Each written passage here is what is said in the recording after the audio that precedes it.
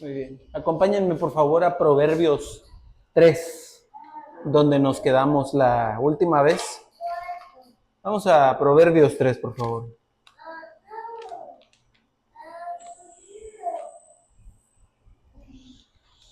Denle una Biblia a ese hombre.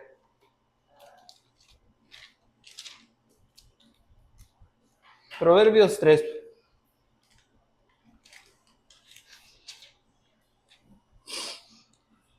Escrito está: Hijo mío, no te olvides de mi ley, y tu corazón guarde mis mandamientos, porque largura de días y años de vida y paz te aumentarán. Nunca se aparten de ti la misericordia y la verdad. Atalas a tu cuello, escríbelas en la tabla de tu corazón, y hallarás gracia y buena opinión ante los ojos de Dios y de los hombres. Fíate de Jehová de todo tu corazón y no te apoyes en tu propia prudencia. Reconócelo en todos tus caminos y Él enderezará tus veredas. No seas sabio en tu propia opinión. Teme a Jehová y apártate del mal, porque será medicina a tu cuerpo y refrigerio para tus huesos. Honra a Jehová con tus bienes y con las primicias de todos tus frutos, y serán llenos tus graneros con abundancia, y tus lagares rebosarán de mosto. No menosprecies, hijo mío, el castigo de Jehová, ni te fatigues de su corrección, porque Jehová al que ama castiga, como el padre al hijo a quien quiere. Vamos a orar. Pues Padre, venimos, Señor, ante esta exhortación a la obediencia que como hijos tú nos das, Señor, que ciertamente Proverbios fue escrito para hijos de Dios, Señor. Que estas diferentes lecciones que nos das, Señor, respecto a la sabiduría, la misericordia, Señor, andar en el camino, la verdad, la sabiduría, Señor, tú nos muestres tus caminos, enséñanos tus estatutos, Señor. En el nombre de Jesús, amén. Bueno, nos quedamos la semana pasada dentro de los primeros versículos del capítulo. Estábamos hablando de cómo el Señor, pues, nos manda a escribir sus mandamientos en la tabla de su corazón, ¿no? Quería poner atención a esta parte que dice: nunca se aparten de ti la misericordia y la verdad. Se me hizo muy interesante durante mi estudio del pasaje. Yo particularmente no había atado estos dos conceptos juntos en las Escrituras, pero me llevé una grata sorpresa, porque en la Biblia hay muchos pasajes donde están temáticamente conectados. De hecho, me parece que es alguna especie de idiom o de algún tipo de frase, ¿verdad? O sea, es algo que muy frecuentemente se utiliza en las Escrituras en diferentes partes. Entonces, quiero que vayamos recorriendo algunos versículos de las Escrituras donde estas dos palabras aparecen: misericordia y verdad. Y juntos vamos a ir descifrando de a poco qué nos quiere el Señor dar a entender y por qué debemos atarlas a nuestro cuello. Vamos a buscar Génesis 24, versículo 9. Es la primera mención de esta frase. Génesis 24, 9. En Génesis 24, 9 es la historia de cuando Abraham manda a su criado a buscar una esposa para Isaac. Y este criado llega y dice esto. Es Génesis 24. No es el 9, me equivoqué. Debe ser el 29, no, 39, 49. Una disculpa, apunté mal el versículo. Es el 49, perdónenme. Génesis 24, 49. Me comí un 4 cuando estaba escribiendo mis apuntes. Está escrito: ahora pues, si vosotros hacéis misericordia y verdad con mi Señor, declarádmelo, y si no, declarádmelo, y me iré a la diestra o a la siniestra.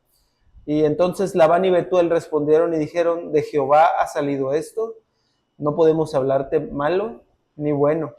Entonces, aquí en el contexto, el criado de Abraham ya ha encontrado una esposa posible, una candidata para Isaac. ¿verdad? Y está pidiendo misericordia y verdad. Está pidiendo que la familia de su amo le haga misericordia y verdad. ¿Qué nos querrá dar a entender el pasaje con esta frase? Pues está pidiendo un buen trato. Está pidiendo un trato honesto y amoroso, a grandes rasgos, ¿no? Entonces lo podríamos poner de esta manera. Entonces lo voy a ir apuntando en el pizarrón. En esta parte aquí abajo de nuestras oraciones es misericordia y verdad. Tiene que ver con el amor al prójimo. Un amor genuino y en Dios, al prójimo. Acompáñame ahora a Éxodo 34:6. Éxodo 34:6. Algunos que conocen bien el Éxodo ya saben a dónde vamos con esto. Aquí está Moisés en Horeb, cuando le ha pedido al Señor ver su gloria. Y en Éxodo 34:6 Moisés está escondido en una peña y el Señor está pasando sus espaldas por enfrente de él. Y Éxodo 34:6 dice, desde el 5, Jehová descendió en la nube y estuvo allí con él proclamando el nombre de Jehová. Y pasando Jehová por delante de él, proclamó, Jehová, Jehová, fuerte, misericordioso y piadoso, tardo para la ira y grande en misericordia y verdad. Otra vez esta frase, misericordia y verdad. Moisés, cuando está en la peña y el Señor se está manifestando delante de él, haciendo pasar su gloria, Moisés percibe su gracia, Moisés percibe su fuerza, Moisés alcanza a ver cosas asombrosas, cosas inefables. ¿Cómo ves a una persona? ¿Cómo ves a un ser vivo? Y lo primero que te salta al verlo es, este ser que tengo enfrente de mí es tardo para airarse.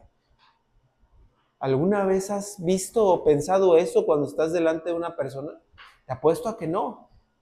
A mí me vuela un poco la cabeza cómo Moisés ve al Señor. Y esto es lo primero que Él le pone en sus labios. Y Él dice, Él es grande en misericordia y en verdad. Entonces tenemos que misericordia y verdad son atributos para describir a Dios. Nuestro propio catecismo, ¿qué dice la pregunta número 4? ¿Qué es Dios?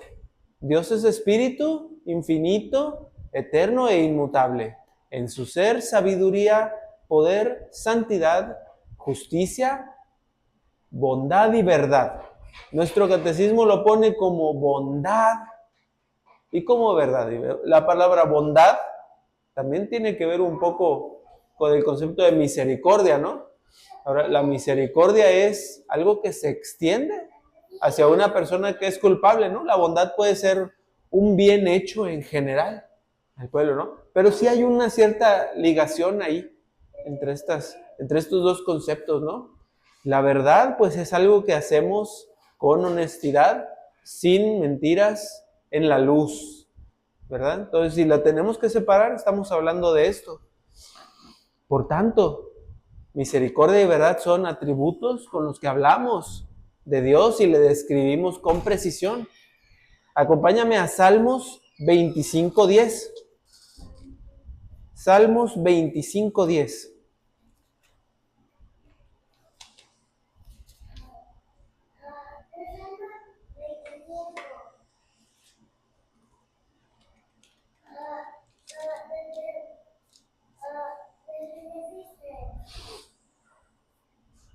Salmos 25:10.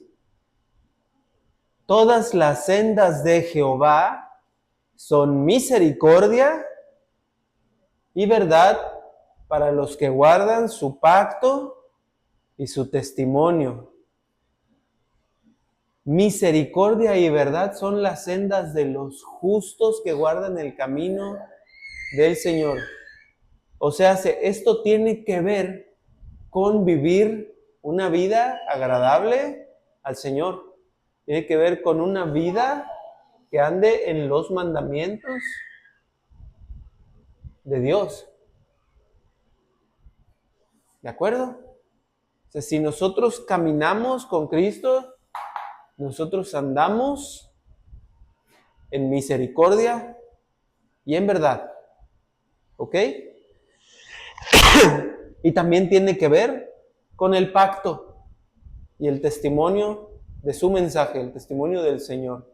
Entonces, tiene que ver con nuestra relación con el Señor.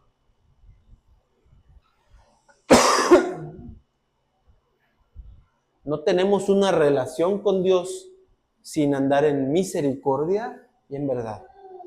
¿Entendido? Vamos al Salmo 89, 24.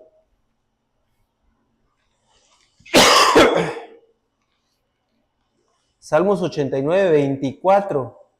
Este salmo es muy importante, porque es el salmo donde se nos explica acerca del pacto de Dios el Padre con David, su siervo. Es un pacto mesiánico el que pasa en este salmo y es de los más importantes de todas las escrituras. 89, 24. Voy a empezar desde el 20 para que veas lo importante de esto. Dice, hallé a David mi siervo, lo ungí con mi santa unción. Mi mano estará siempre con él, mi brazo lo fortalecerá. No lo sorprenderá el enemigo, ni hijo de iniquidad lo quebrantará, sino que quebrantaré delante de él a sus enemigos y heriré a los que le aborrecen. Mi misericordia y mi verdad estarán con él, y en mi nombre será exaltado su poder. Asimismo pondré su mano sobre el mar y sobre los ríos su diestra. Él me clamará, mi Padre eres tú, mi Dios y la roca de mi salvación. ¿Puedes ver esto, amado? Las promesas hechas a David y a su relación de él como hijo de Dios. Entonces, este concepto de misericordia y verdad es una promesa, por tanto, de Dios para con Cristo. De Cristo, ¿qué se nos dice en el Evangelio de Juan? Que Él era lleno de gracia y de verdad.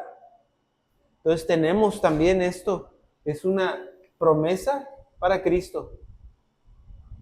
La vida de Jesús, la vida del Señor, está llena de misericordia y verdad. Toda ella, ¿sí?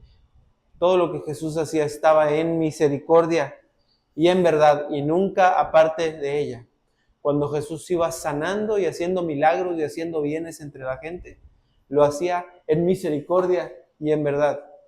Cuando Jesús confrontaba a sus adversarios, lo hacía en misericordia y en verdad también.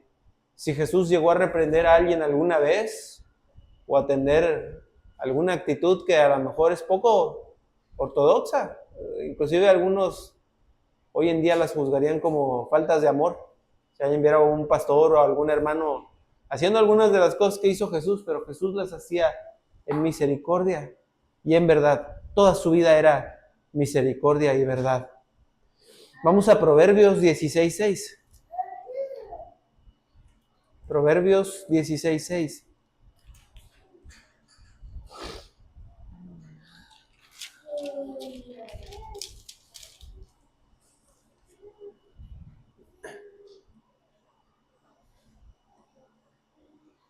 Proverbios 16:6 dice, con misericordia y verdad se corrige el pecado, y con el temor de Jehová los hombres se apartan del mal.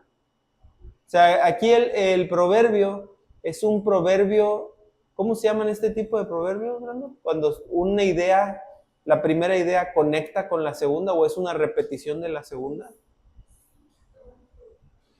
Tienen un nombre, me lo llevo de tarea, pero hay ciertos tipos de proverbios que son, por ejemplo, son antitéticos, que es la primera línea del proverbio dice una cosa y hace un contraste con la segunda línea, ¿no? Como cuando dice el principio de la sabiduría es el temor de Jehová, los insensatos desechan la sabiduría y el conocimiento. Eso es antitético, ¿no? Es una idea y la que sigue es su contraria. En este caso es una confirmación, ¿verdad? O sea, con misericordia y verdad se corrige el pecado y con el temor de Jehová los hombres se apartan del mal. Es la misma idea, pero la segunda línea nos explica la primera. Entonces la misericordia y la verdad tienen que ver con el temor al Señor.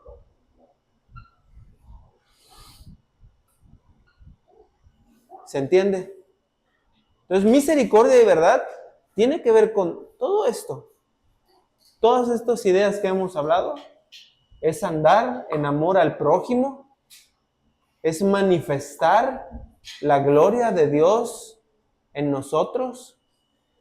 Atar la misericordia y la verdad a nuestro cuello es andar en los mandamientos, manifestar que somos hijos de Dios al mundo, parecernos a Cristo, imitar a Cristo y andar en el temor del Señor. ¿Sí? Espero que se entienda un poquito esto, porque para mí fue una idea compleja. O sea, es misericordia y verdad es lealtad y amor en el contexto del pacto que tenemos con nuestro Dios, en nuestra relación con Él. Los mandamientos de Dios todos están llenos de misericordia y de verdad. ¿Sí? Volvemos a nuestro texto en Proverbios 3. Dice, átalas a tu cuello, escríbelas en la tabla de tu corazón y hallarás gracia y buena opinión ante los ojos de Dios y de los hombres. Cuando el Señor Jesús era un niño, Lucas 2:52 recientemente, todavía no llegamos ahí, ¿verdad? Estamos por llegar. Andamos cerquita, pero en Lucas 2, quiero que veas esto. Lucas 2:52.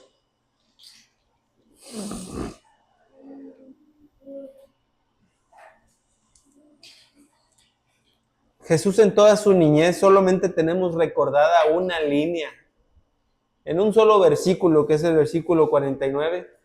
¿Por qué me buscabais? ¿No saben que en los negocios de mi Padre me es necesario estar? Esto fue cuando se extravió de su comunidad y estaba en el templo junto a los sabios y a los ancianos, escuchando la palabra de Dios y disertando con ellos. Y vemos que a manera muy resumida, la infancia y la adolescencia de Jesús se resumen de esta manera. Jesús crecía en gracia y en estatura, en sabiduría y en estatura, y en gracia para con Dios y los hombres. Entonces, andar en el conocimiento de Dios, andar en los mandamientos de Dios, nos va a llevar a la imitación de Cristo. Sí. Jesús crecía en gracia, Jesús tenía buena opinión del pueblo y tenía una buena opinión de su Padre al andar en sabiduría. Entonces, hermano, yo te animo a que prestes atención a la palabra de Dios, a los mandamientos, y a que crezcamos en sabiduría y temor del Señor en estas cosas, que andemos en misericordia y verdad y nuestras obras estén llenas de esto. ¿De acuerdo? Primera exhortación de la noche. La obediencia nos lleva misericordia y verdad. ¿De acuerdo? Vamos al versículo 5. Fíate de Jehová de todo tu corazón y no te apoyes en tu propia prudencia. Hay un contraste aquí. Es el camino del Señor y el camino de nosotros mismos. ¿Sí? nosotros que estamos en una relación con el Señor, buscamos su dirección y buscamos su consejo en todos nuestros caminos. Ir por nuestra propia prudencia, ir por nuestras propias decisiones, nuestros sentimientos, nuestros impulsos, lo que cree tu corazón. Lo vimos la semana pasada. El corazón es engañoso y perverso. ¿Quién lo conocerá? Entonces, desviarnos del camino del Señor hacia nuestra propia opinión nos lleva a caminos torcidos. Reconócelo en todos sus caminos y Él enderezará tus veredas. No seas sabio en tu propia opinión, teme a Jehová y apártate del mal. Quiero enseñarte un ejemplo de un hombre que una vez prefirió sus propios caminos a los del Señor, y estaba hablando del rey Saúl. Vamos a 1 Samuel 15:21.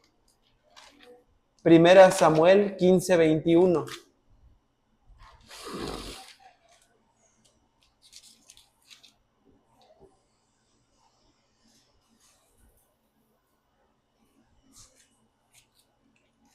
En 1 Samuel 15:21, Saúl ha ido a campaña en contra de los filisteos. En este caso, estaba en contra de los amalecitas y estaba enfrentando a Amalec.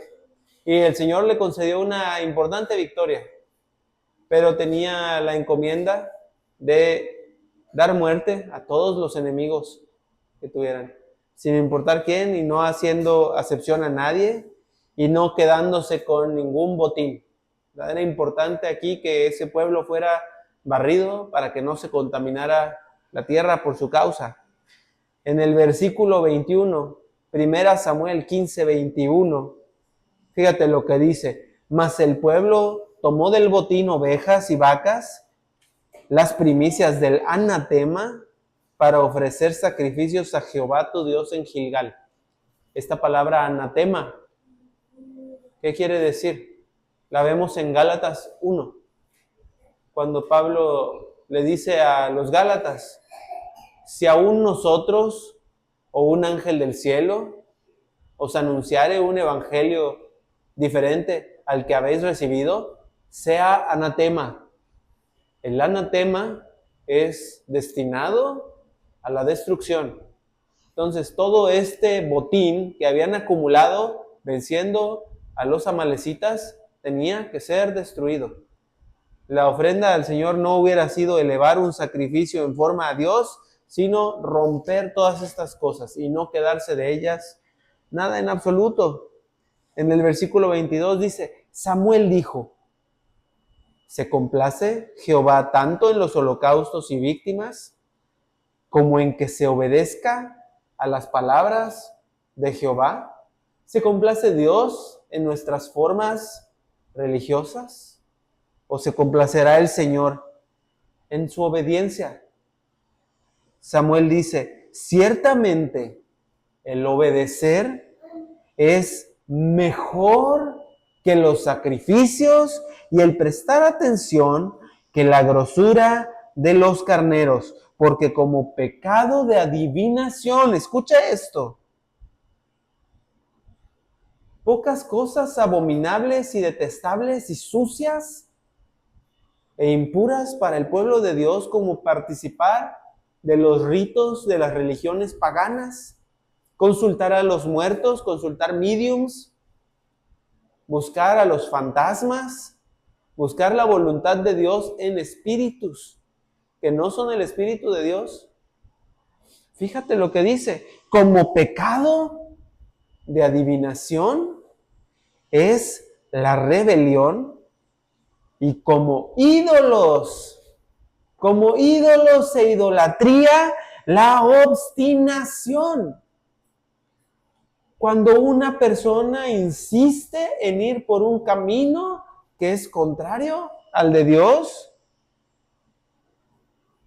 es peor que la idolatría, es peor que la adivinación.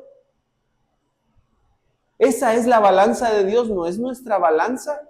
Los pensamientos de Dios no son nuestros pensamientos, son más altos que los cielos.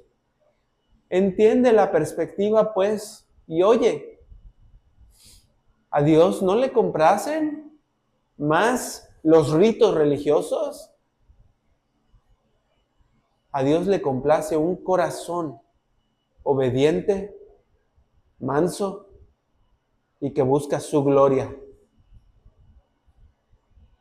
y que le debe obediencia, misericordia y verdad. ¿Entiendes? Samuel termina diciendo, por cuanto tú desechaste la palabra de Jehová, Él también te ha desechado para que no seas rey. No quiero que ninguno de nosotros sea desechado. Como decía Pablo, Pablo decía, no venga a ser yo eliminado.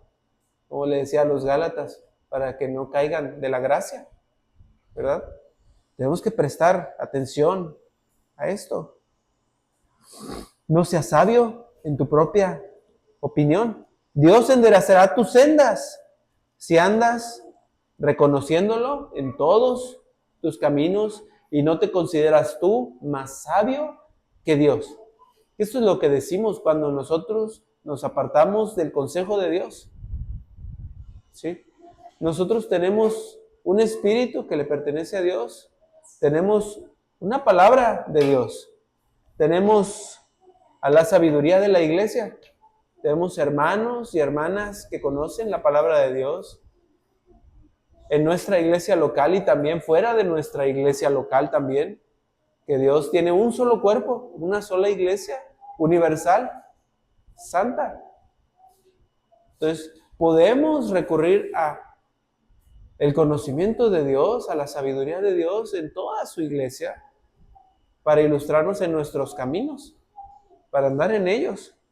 Entonces, desde luego, su palabra, pero nunca nuestra propia opinión para tomar nuestras decisiones, aparte del Señor.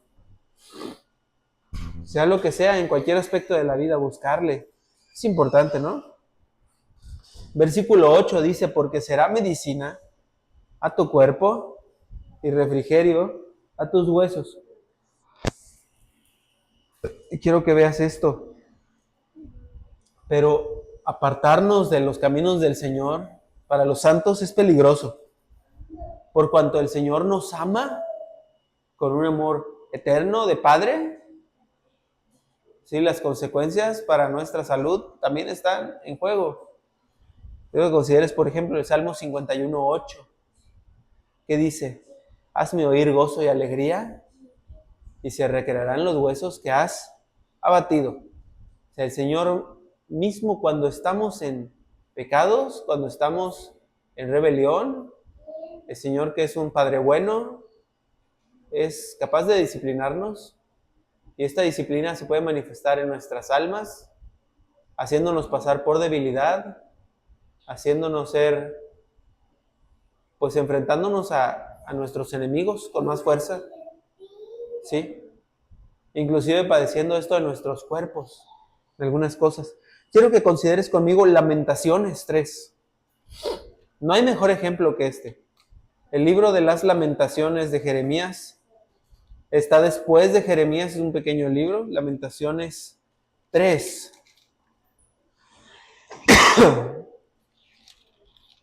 Lamentaciones es un libro acerca de los lamentos de Jeremías por causa de la disciplina del Señor sobre Judá cuando fue invadida por Babilonia. Escucha lo que dice. Yo soy el hombre que ha visto aflicción bajo el látigo de su enojo. Me guió y me llevó en tinieblas y no en luz. Ciertamente contra mí volvió y revolvió su mano todo el día. Hizo envejecer mi carne y mi piel, quebrantó mis huesos. ¿Escuchaste esto? Tal vez está hablando Jeremías en sentido figurado en esta línea de poesía, pero ciertamente una invasión de Babilonia sobre el pueblo de Judá no fue figurada. ¿Dónde? Lamentaciones 3, leí del 1 al 4. ¿Sí? O sea, el Señor mandó a Babilonia a aplastar a una Judá rebelde que se había vuelto a los falsos profetas, que estaban viendo vanidades de adivinación, cosas que el Señor nunca había visto, nunca había dicho, ni le había venido al pensamiento, y que decía, esta es la ciudad donde está el templo del Señor, el templo del Señor, el templo del Señor. El Señor nunca va a destruir esta ciudad a pesar de todas nuestras idolatrías, a pesar de todas nuestras desobediencias. El juicio del Señor ya estaba proclamado, ya tenía una fecha, ¿sí? Para el Señor, la religión del pueblo de Israel había venido a ser peor que pecado de adivinación, por usar las palabras de Samuel. Era un pueblo obstinado y rebelde desde su fundación. Era un pueblo que recibía misericordia únicamente por el pacto que Dios había hecho a los padres. Sí. Y entonces, de entre los judíos que había en ese tiempo, el Señor sí separó a su remanente, los dispersó por la diáspora. El Señor siempre se guardó a sus fieles, a los que tuvo gracia, pero permitió el azote de Babilonia sobre Israel. El Señor nunca actuó de manera diferente. Como Padre bueno que es, Él trajo disciplina a su pueblo de esta manera, para cumplir su palabra. ¿Sí? Profecías de esto vemos desde Levítico y en Deuteronomio, donde Él prometía que si su pueblo se alejaba de Él, la tierra misma la iba a vomitar. Y ellos ciertamente fueron vomitados de la tierra, como lo son hasta hoy. ¿Sí? El versículo 9 dice, honra a Jehová con tus bienes y con las primicias de todos tus frutos, y serán llenos tus graneros con abundancia, tus lagares rebosarán de mosto. Entonces, el Señor, en la época del antiguo pacto, pedía la primicia como parte de sus ofrendas anuales, ¿verdad? Toda la primicia, los primeros cultivos de la tierra debían ser entregados hacia los sacerdotes, ¿verdad? Debían ser entregados hacia las personas que ministraban la casa de Dios, ya sea localmente, principalmente de manera local, ¿no? Había sacerdotes en diferentes partes de la región, levitas, ¿verdad? Entonces, los terratenientes tenían que llevar las primicias de los frutos. Cada año también se debía participar del diezmo, ¿verdad? De todos los cultivos, de todas las cosechas, todas las hortalizas, para que se cumpliera lo que decía en Malaquías, ¿no? Traed vuestros diezmos al alfolí y haya alimento en mi casa. El alfolí era una casita, almacén, para grano y para alimentos, ¿verdad? El alfolí no era una canasta que le pasan a la gente en la iglesia. El alfolí no es una cajita que ponemos para depositar sobres con dinero. El alfolí era una caja, un receptáculo para alimento, ¿verdad? Era un almacén, hacía esta función. Entonces, nosotros hemos enseñado con anterioridad que esta era una ordenanza del antiguo pacto, ¿no? Propia de la tierra, ¿verdad? O sea, no hay tierra, no tenemos la tierra de Israel, no somos terratenientes nosotros, no hay diezmos como tales. Siempre que veas la palabra diezmo en el Antiguo Testamento va relacionada a comida, son alimentos, ¿verdad? Entonces, no tenemos nada en contra de los que tengan una postura diferente, pero tenemos que hacer honor a la verdad, ¿sí? En la iglesia del Nuevo Testamento, lo que se nos pide son ofrendas de amor y en amor, ¿verdad? Quiero que veas conmigo, segunda a los Corintios 8:9, sobre nuestra necesidad del dar, tiene una motivación diferente. Segunda a los Corintios 8:9.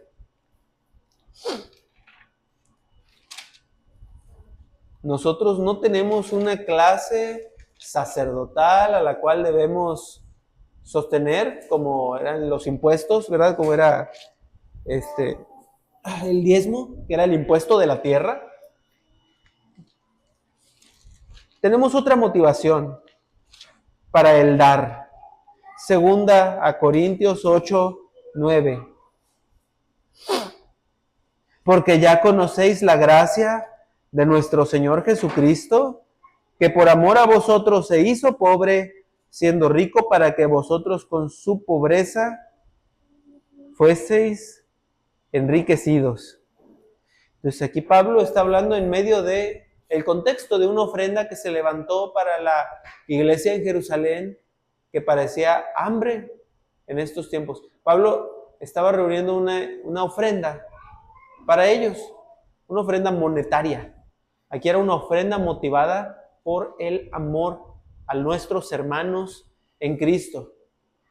En la iglesia del Señor, en la antigüedad, no había uno que estuviera menesteroso. Entre ellos, nadie que no tuviera los cuidados. Y esta debe ser nuestra conducta también en la iglesia en el tiempo moderno. Entre nosotros no debe haber alguien que mendrugue pan.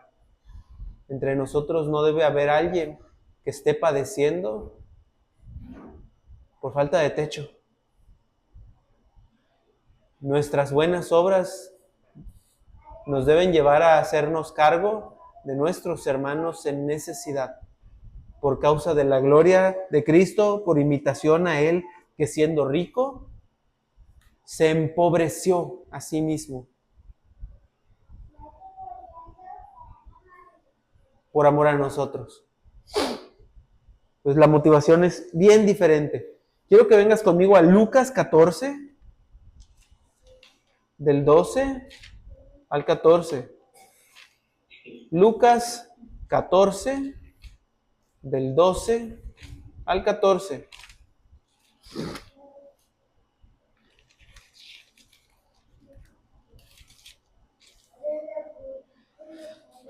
Dijo también al que le había convidado. Aquí está hablando del Señor Jesús, ¿verdad? Cuando hagas comida o cena, no llames a tus amigos ni a tus hermanos. Estos son los hermanos en la carne, ¿verdad? La familia. Ni a tus parientes ni a vecinos ricos. No sea que ellos a su vez te vuelvan a convidar y seas recompensado.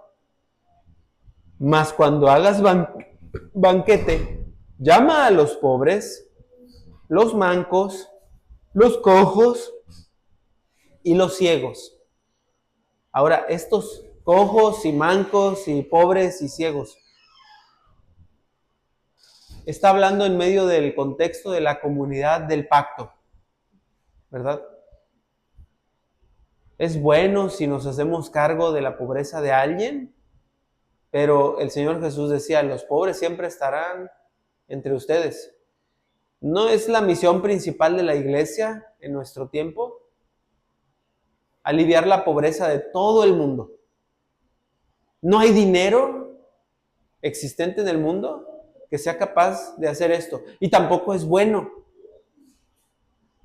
Porque en otras partes del Evangelio se nos dice también, el que no trabaje, que tampoco coma. ¿Verdad? Aquí estamos hablando de situaciones de verdadera desgracia. Estamos hablando de mancos, cojos, ciegos. Es gente que por alguna imposibilidad ha perdido la capacidad de producir. Y también los pobres. Siempre habrá pobres. Siempre habrá hermanos que caigan en alguna desgracia, ¿verdad? Porque la providencia así lo puso. ¿Para qué? Para que se manifiesten las obras de Dios en él. Y muchas obras de esas las quiere hacer a través de nosotros, de la iglesia.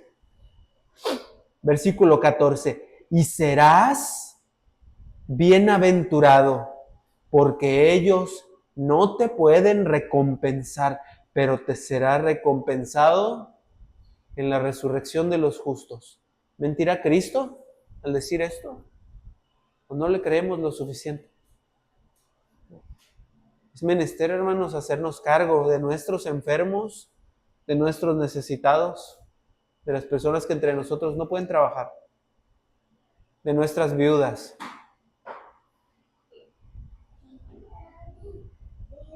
Como los cristianos del primer siglo, todas las cosas en común. Este es el espíritu de Cristo. Por último, regresamos a Proverbios. No menosprecies, hijo mío, el castigo de Jehová, ni te fatigues de su corrección, porque Jehová al que ama castiga como el padre al hijo a quien quiere. Y de aquí vamos a saltar a Hebreos 12, porque hay pocos capítulos que nos hablen de la disciplina, mejor que Hebreos 12. Hebreos 12, después de la carta a Filemón y de Tito y las de Timoteo. Hebreos 12, a partir del versículo 3.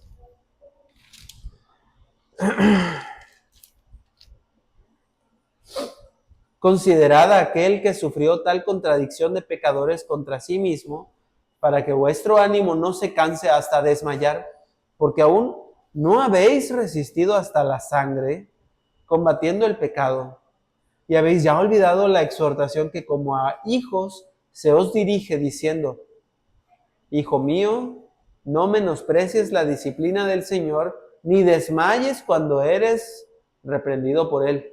Porque el Señor al que ama, disciplina y azota a todo el que recibe por hijo. Si soportáis la disciplina, Dios os trata como a hijos. Porque ¿qué hijo es aquel a quien el Padre no disciplina? Pero si se os deja sin disciplina, de la cual todos han sido participantes, entonces sois bastardos y no hijos. Por otra parte, tuvimos a nuestros padres terrenales que nos disciplinaban y los venerábamos, porque no obedeceremos mucho mejor al Padre de los espíritus y viviremos. Y aquellos ciertamente por pocos días nos disciplinaban como a ellos les parecía, pero para lo que nos es provechoso, para que participemos de su santidad. Es verdad que ninguna disciplina al presente parece ser causa de gozo, sino de tristeza, pero después da fruto apacible de justicia a los que en ella han sido ejercitados. Por lo cual levantad las manos caídas y las rodillas paralizadas, y haced sendas derechas para vuestros pies, para que lo cojo no se salga del camino, sino sea sanado. Esto mismo lo leímos ahí en los Proverbios, ¿verdad? La disciplina no es placentera. Y ciertamente esta generación en la que vivimos ha perdido la costumbre de la disciplina entre nosotros. Padres a hijos ya no los disciplinamos como hacía antes, ¿no? Aquí el pasaje nos habla, por pocos días nos disciplinaban nuestros padres anteriores. Yo he visto una tendencia muy grande a no disciplinar en absoluto. Esto es fruto de ideas mundanas, ¿verdad? Pero ¿qué tipo de persona está provocando la falta de disciplina? La falta de enderezar, ¿correcto? No está pudriendo nuestras sociedades, no está provocando corrupción sin límites. Pues quiero que pensemos en esto. En Apocalipsis 3:19, el Señor dice: yo reprendo y castigo a todos los que amo. Sé pues celoso y arrepiéntete. He aquí yo estoy a la puerta y llamo. Si alguno oye mi voz, abre la puerta, entraré a él y cenaré a él y él conmigo.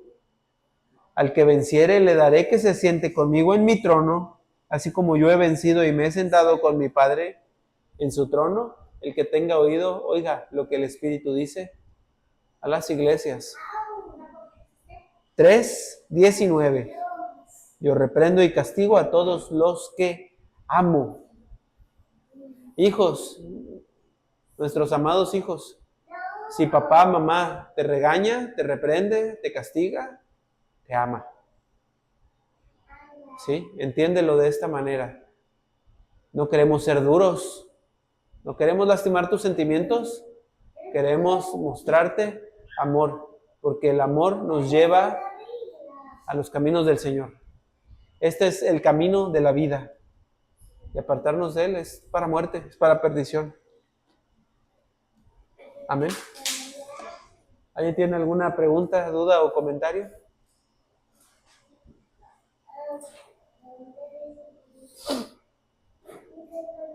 Bueno, vamos a orar. Señor, gracias por instruirnos como a hijos. Gracias porque el Hijo del Hombre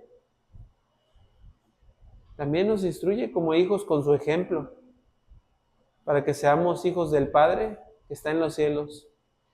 Nuestro Padre que está en los cielos nos recompensa en público, cuando le obedecemos y le amamos, que Él nos quiere bendecidos y felices. Señor, enséñanos a caminar en tus caminos, enséñanos a que nuestras sendas sean misericordia y verdad, a sujetarnos a tu disciplina, a dar con liberalidad y a no ser sabios en nuestra propia opinión. Esto te lo pedimos en Cristo. Amén.